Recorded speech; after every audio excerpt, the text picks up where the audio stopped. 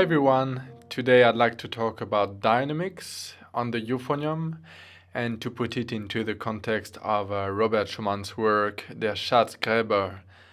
It is originally a poem that Robert Schumann set to music. And so about the poem, Schatzgräber means treasure seeker. And this is the story of a greedy man who digs deep into the mountain. But the mountain collapses and punishes his greed, and the poem ends with the angels singing high in the sky. So, to give a valid interpretation of this musical piece, it is important to play extreme dynamics, meaning soft and loud. So, on the score, it is written F for forte, meaning loud, as the mountain is collapsing.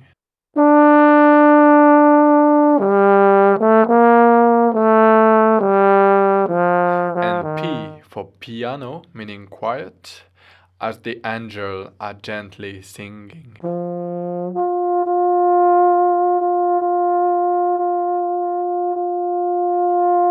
There is an exercise that really helps to develop the range of dynamics. It is really easy and you can put it in your daily routine.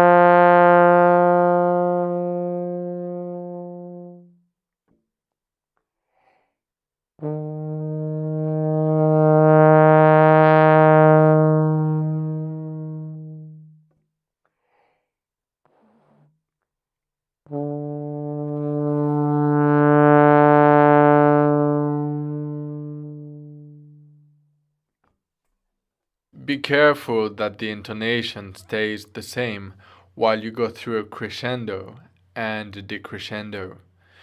Don't overblow because there's a point where it will just be inefficient. So this is it.